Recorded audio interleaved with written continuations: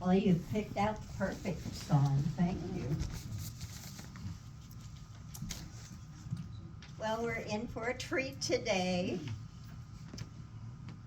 If you aren't here to see it, it's because there's a lot of behind the scenes things that go on in this church, and Bill and Hildy are such a part of that.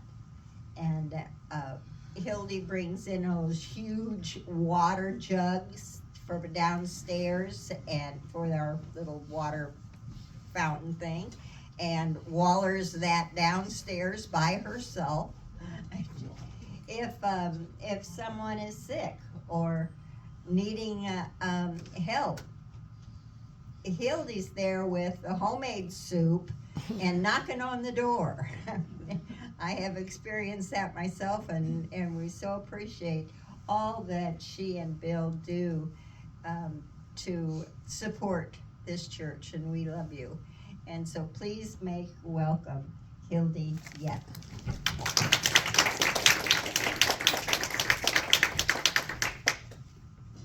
Hi everybody, can you all hear me? Yeah. Good. Yeah, that one song, Holy, Holy, Holy, to me comes from my childhood, being a Missouri Synod Lutheran, and to me that song in Lent is the epitome of honoring God, and that's kind of what this talk is about. I should say that a couple of weeks ago I was one of my guilty pleasures is at night kind of scrolling through YouTube. You get little 10-minute blurbs and you learn some new something or other, and by the next day I forget it because of my mind, but I still love learning new things. And I came across this one title and it stopped me because it's the title was something like what AI found out about prayer and how it's terrifying. And I've never heard prayer and terrifying in the same sentence, so I'm like, what's this? Then I started listening to it, and like Dorothy last week, I felt inspired. I was like, I've got to share this. And then it's like, well, the steps of prayer, we all know it, but the way AI looks at it, made me stop and think. And so that's kind of my goal today, is to kind of outline those 4 steps of prayer in the way that AI looks at it. And I think I've learned a few things and I'm working with it. So there were there's tons of videos on it now, I guess, now that YouTube knows I like it, but last August, the latest and most complex version of AI came out, and it was made last August available to the general public, so everybody's goofing around with it. And yeah, using computers can be for good or for bad, and I've also come across things where people are suing this AI because one of the things somebody figured out it could do is it can take a picture, like think of a picture of your whole family, and it can make you all naked. And to that I say, I hope it's just guessing and gives me a much younger body, but we all understand that it can be used for good and bad. But but I still was like, what's terrifying about prayer? So there were 3 students from Stanford University and another one from MIT, and I don't know if they worked together, but their purpose, what they wanted to ask,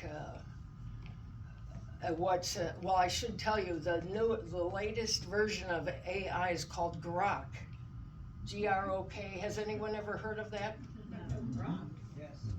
Yeah. So you must have read Stranger in a Strange Land by Robert Heinlein, something I read 50 years ago, and Robert Heinlein books, he was a science fiction writer. He helped me kind of change how I thought about things, because I had never thought about things like that and what's going to happen in the future. The only thing I can remember about it is this man was raised on Mars, and the Martians had him in a zoo, and people, Martians would come to observe him, kind of like how we do at our zoos with the animals. And the term grok, which immediately was to grok something, is to totally understand something spiritually, deeply, fully, intuitively. And what I remember of grok was kind of like, they revered grok. When you grokked something, it's like you breathed it in and it became a part of you. And so that word has kind of stuck with me, because that was over 50 years ago. I can remember stuff in the past. And so and they say AI, grok, I'll refer to both. AI is artificial intelligence, I'm sure you all know that. But grok, they say, is more advanced than every PhD in every field in the world. Take that in. And they also, when they fed these instructions to look at the every prayer, it was instructed to analyze every prayer in the Bible from Genesis through Revelation. And the Bible is 66 different books. I don't know if that includes Enoch. But, and they say it was written by about 45 different authors. They've even used past versions of AI to figure out, did Paul really say this? And was this Paul's writing? Because we know Paul writes like that. And of course, AI is better than I would be at that. So these 66 books, written by about 45 different authors, were written over a period of 1,500 years. That's 15 centuries. It's just amazing. They went from the Bronze Age through the Roman Empire. Take that in. And 3 different languages: Aramaic, Hebrew, and Greek. So it was also written by shepherds, fishermen, kings, military personnel, and physicians. A wider range of people wrote those books. And the locations varied too: palaces, jails, out in the desert. So logically, you would think their writing styles and their prayers would be totally different. Moses in 1500 BC, his prayers shouldn't have nothing in common with the Apostle Paul writing one in 60 AD, right? I mean, logically, that makes sense. But the instructions given to grok were to compare prayers, analyze sentence structures and patterns, and analyze the way people ask for things in every single prayer. And in other words, grok was supposed to look for the design of prayer behind prayers written in the Bible. And what AI came up with, and you have to think about AI, we talk from our identity, what we understand about ourselves. And so the computer was talking about the prayers as he saw it from being a computer. So some of the words I struggled with, so I had to look at it further. But what he came out with is what, I'll just say a master plan. And AI says that all successful prayers follow a 4-step plan. And I think if we think hard enough and brainstorm, we'd come up with them, right?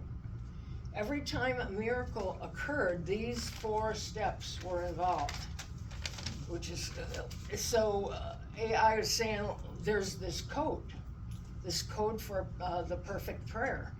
And the first one, next slide, is what AI called an anchor. I'm like, an anchor. It said in almost every case of a miracle, prayer does not start with the problem at hand. It does not start with our needs. A lot of us, I know, I was taught to say, "Dear God, I need this and that, and please blah, blah, blah." But it goes deeper than that. It starts, I think, with our connection to God. And it's when we focus on the almighty power of God, we shift from the prefrontal cortex of the brain, which is our fight and fright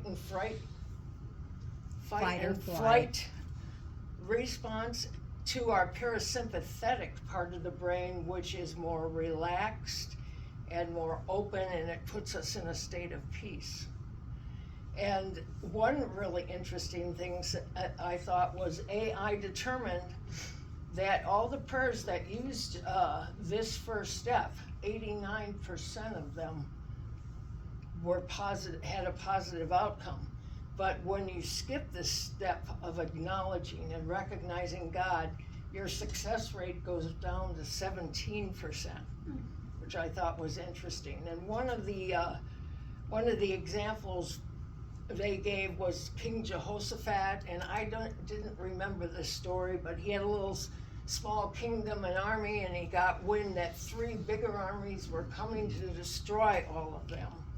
And so in his prayer, he started out with, God, we know you are almighty and all powerful, and then he said, but we are weak. And the miracle that occurred there was somehow those 3 armies got confused, fought each other, killed each other, and it goes on to say King Jehoshaphat and his men spent days picking up the spoils of their fight, their riches, their food, their weapons.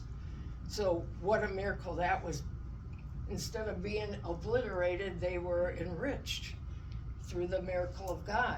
And then I started thinking about it, anchor, and so am I supposed to kiss God's butt and say, what came into my mind was, so he needs flattery? And I thought about me like being a teenager and going to my dad, oh Dad, you're the best dad in the world, and you make so much money for us and feed us, and I really want a car. I buttered him up. Was it gonna work?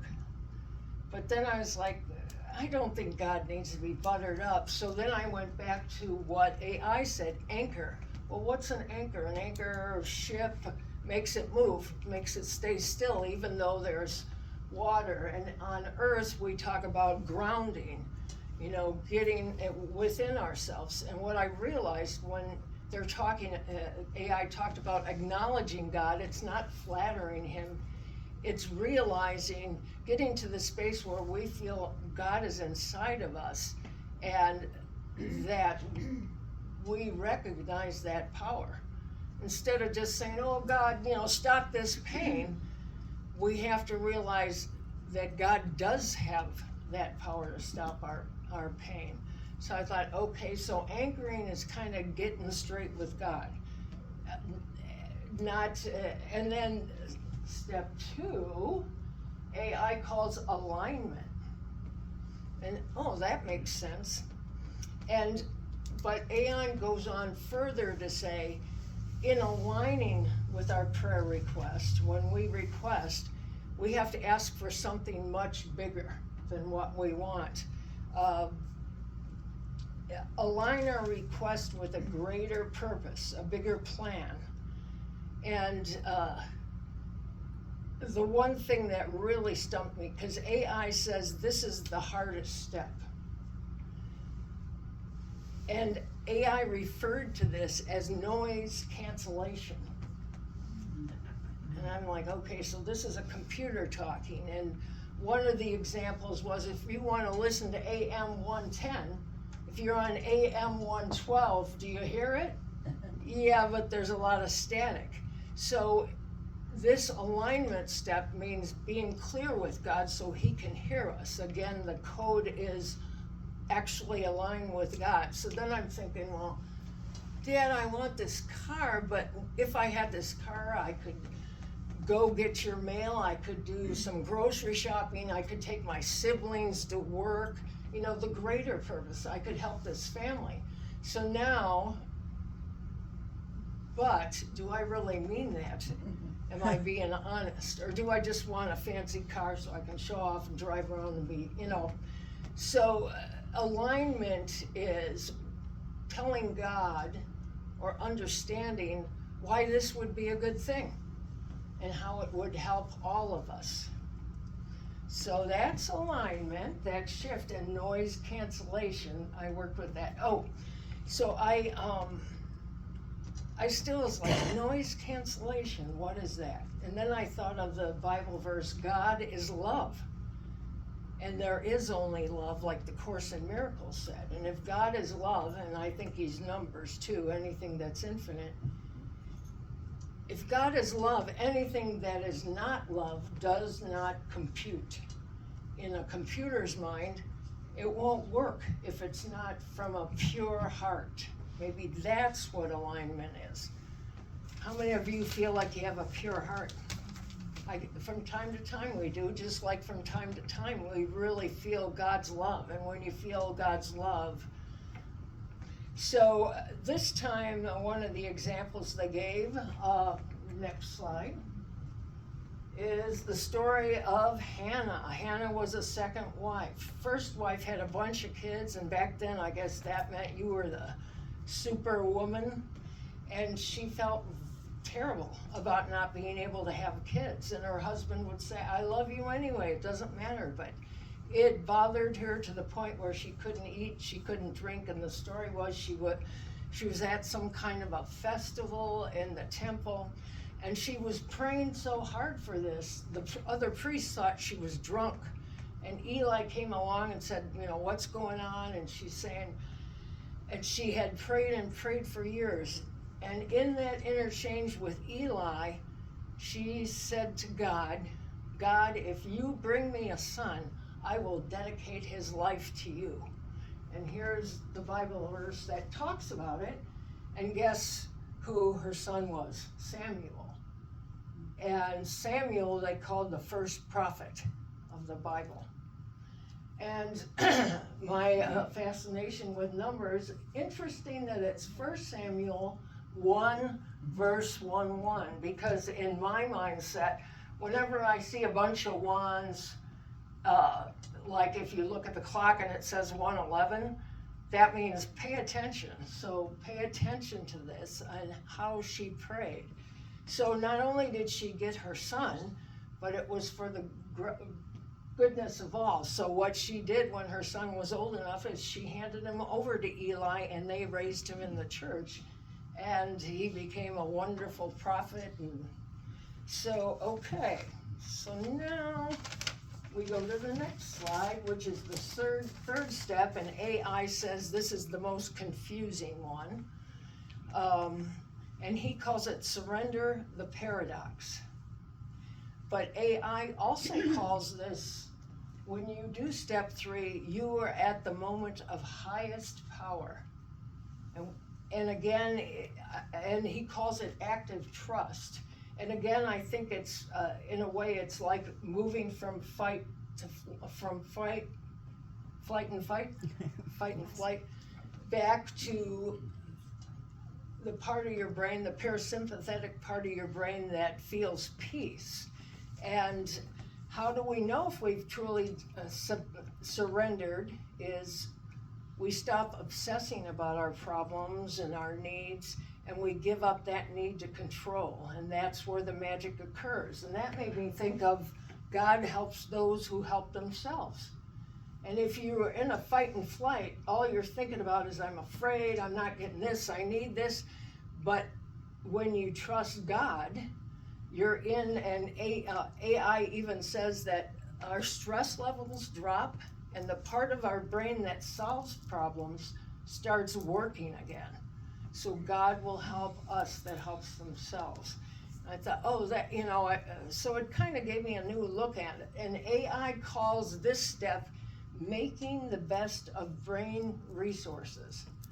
Such a computer statement, but really, it's all how you look at things and your attitude. And if you can switch to the point where you trust God, you're doing it right. And it also said, he also said, when we hand over our problems to God, the Bible calls it the peace that passes all understanding. We've all heard that one before. So step 4 is, surprise, surprise, persistence. AI found that very few prayers are answered on the first prayer. And I think part of that is as we pray more and more for the same thing, it's not that we don't trust God to come for it, it's so that we in our mind can align with God and realize why we want this and why it's for the highest good. And they give examples like Daniel prayed for 21 days until the angel came to give him guidance, and also Elijah prayed for rain 7 times until the drought was, what's the word? It was no longer a drought. And so I did, next slide, is there were a ton of Bible verses about praying constantly. But of course, the one that, ask and you shall receive. But the Matthew 18:19-20, truly I tell you that if 2 of you on earth agree about anything they ask for, it will be done for them by my Father in heaven. For where 2 or more are gathered in my name, I am with them. And that made me think of our prayer group and how many miracles we've helped occur through, of course, God's power. I mean, I totally believe I am here. I made it through 2020 almost dying. I mean, at one point I was, they were giving me blood transfusions and people were worried, but I knew you were all praying for me, as you need to pray for yourself too. And I wish our feed only on our text line only holds about 20 people. I wish it held more, because the more people who pray and intend for the best thing, I just really love our prayer group. And so, next slide. I'm not quite to the meditation yet, because the next part of this, I think, I'm still wondering, where's the terrifying part? Then I realized, okay, grad students nowadays, probably a lot of them were atheists. And I think this became the terrifying part. And I really need to have my son Andrew here, who kind of taught me about quantum physics, because that's what it involves. And we were even talking about it in our prayer group, that what we really are, science has proven, and we're all just a bunch of energy and frequencies and vibrations with a lot of space in between. And it's our minds that tell us there's Norma, that's a chair, and we all collectively agree to that. But that's for another day. But I did want to point out the one thing that they discovered, or AI discovered, is that the Bible, especially the way prayers are said and written, are actually a bunch of mathematical and numerical values, and the number 7. And they say it shows up so much that in Hebrew and Greek, a number corresponded to a letter. So if we did that, A would be like 1, B would be 2. So it could mean either one. And in the Hebrew and Greek Bible, that's that language, that's how it was, how they, I don't know, I think that'd be confusing. But the real interesting part is that one of the things, and there's many, looking towards the existence of God, was that every single sentence of a prayer written in those ancient languages, and every paragraph of those prayers ended up being a multiple of 7. And in numerology, 7 means completion. And so they went back to AI and said, figure out the odds of that happening, that somebody 1,500 years apart would write the same way, in these multiples of 7. You add up every number. And so AI started computing. I guess it was having trouble with it, and they ended up stopping after figuring out that it would be much more likely to predict the winning lottery numbers for the next 6,000 years than it would be for every prayer in the Bible to match this numerical. And of course, what does that mean? The same mind created it, and what a mind that was. I don't think I could do that. So I want to read you one more thing, because it was like going down a rabbit hole because everybody's asking AI all sorts of stuff. But there was this one website, and it's called Medium. And the guy's name is Kyle Blair. And he asked, this new form of AI is supposed to be truthful. It's supposed to be able to reason. As you know, it's gotten better and better. And so it's like you can talk to it and it answers you. So this is what he typed into the computer. Let me test the depths to which you are truly concerned with finding out the truth and not being subjected to political correctness or the whims of culture. Analyze the evidence for the existence of God. Present one conclusion. Do not give me a balanced list with pros or cons of each position. Analyze the evidence and give me the best, strongest, most defensible answer to the question, does God exist? What do you think Grok said?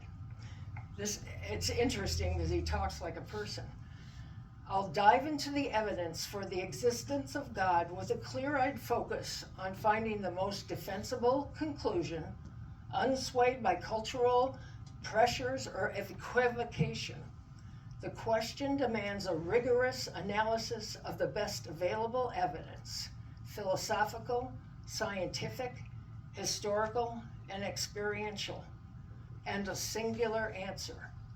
After examining the key lines of evidence, I'll argue that the strongest, most defensible conclusion is that God exists, defined as a necessary, intelligent, transcendent cause of the universe. And I think that's no surprise to us, but back to that terrifying thing, it's like if you're one of those scientific grad persons, and I think of my dear departed nephew who was an atheist. He had a very high IQ, but he did not believe in God, and he had all sorts of reasons for it. I wish he was here to hear this. But I guess it really changed some of the lives of those students. One thing I read is one left the field they were in to go further study this. And another one says they pray every single day. And I hate to say it, but some days I go by and forget to. And I want to keep looking at this and come up with that perfect prayer, because what if we, as a whole and through our group, could bring peace to the world? Because the other thing it alluded to, and they were saying if another computer tells you different, is that nothing is set in stone. From here on out, it depends on us as the collective consciousness. And I think the earth is worth saving. I mean, there was a lot of beautiful things here, and as a collective consciousness, it's our responsibility to bring that into the collective consciousness and pray for peace. So that's the rabbit hole I went down, and it really interested me a lot. And so now we'll go into meditation. And a few months back, I rediscovered a symphony that I listened to 1,000,000 times when I was in college and a music major. And it was also when I was really getting involved in astrology, and it's by Gustav Holst. I believe he was a German. And I think he probably was an astrologer. I didn't look it up. But every movement is a different planet. And back then, Pluto wasn't discovered when he was doing this. So the last planet is Neptune, and in astrology, Neptune is the 12th house, the house of Pisces. It's the ending of the zodiac. And it's associated with Jesus and miracles. It's the highest point of consciousness. And I used to wonder, so like I'll be every different sign. I'll be reincarnated, and finally when I'm a Pisces, I'll be at that point. They say it's not easy being a Pisces, right, Dorothy? Any other Pisces in here? You're Sherry, close Marilyn. to the, for what it's worth, right? But, and for me, when don't have any energy, I listen to the frequency of music.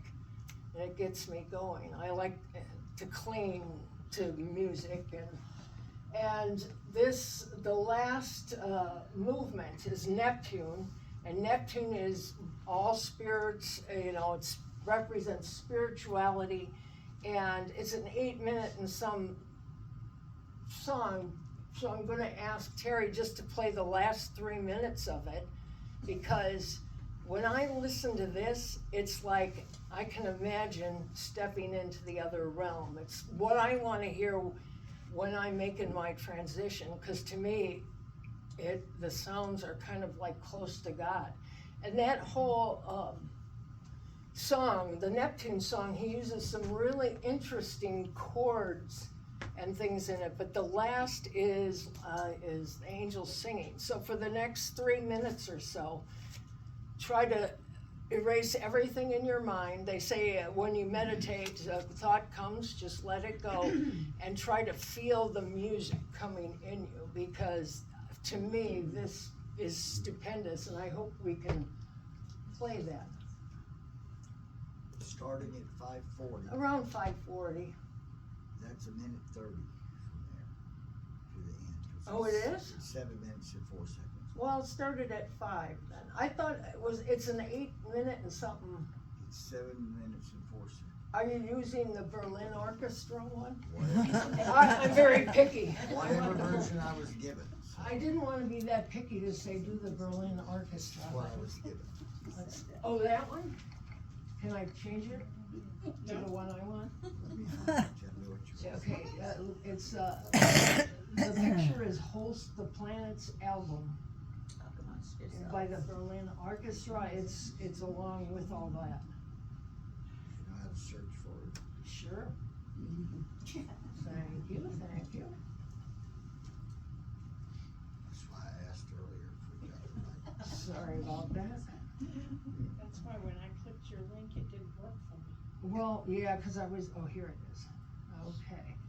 Now, if you get it to around 5:40 or so, I know we don't meditate that long. If I had my way, we'd be doing all 8 minutes. Can't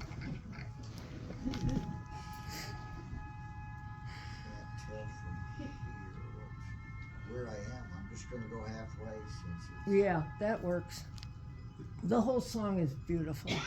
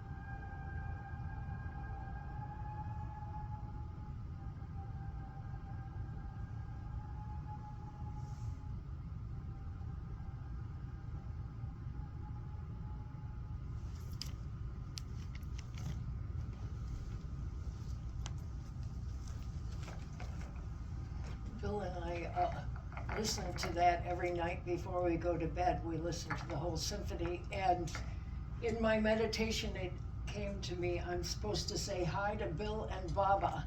Bill stayed home because it's too cold for our lame duck to go outside today, but he said, is he listening? I don't know. Yes, If he's so, on. He's on?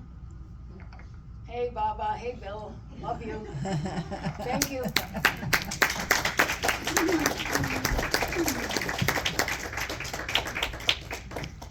Thank you, Hildy. Very interesting about Brock there. This last song, I'm going to tell you it's a prayer. But it's the kind of prayer that you say when you begin to realize that God is everywhere, all the time, and is on your side. And that when this person wrote this song, they kind of in the beginning thought God was out there, and then it comes in. The song comes from Sandy Patty, and it says, someone up there loves me all the time, no matter what I do. That's where I am.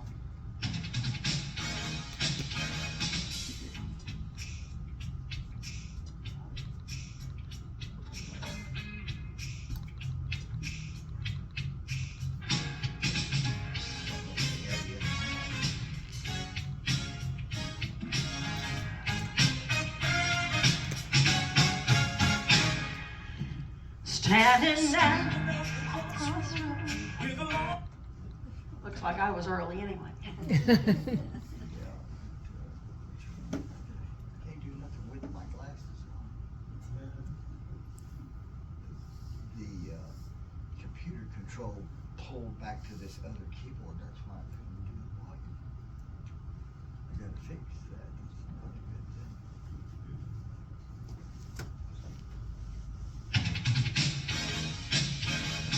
And that's all I've got from this keyboard here, so I can't help you.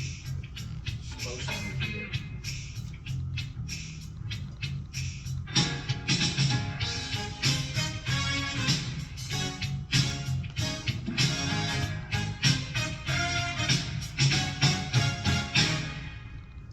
Standing at the crossroads where the long and winding road cuts across a straight and narrow way. I know which way to turn, I know exactly where to go, 'cause the Lord is with me every single day. When the times get hard, has He left me alone? Oh no, He's right beside me. And when I'm weary and all my strength is gone.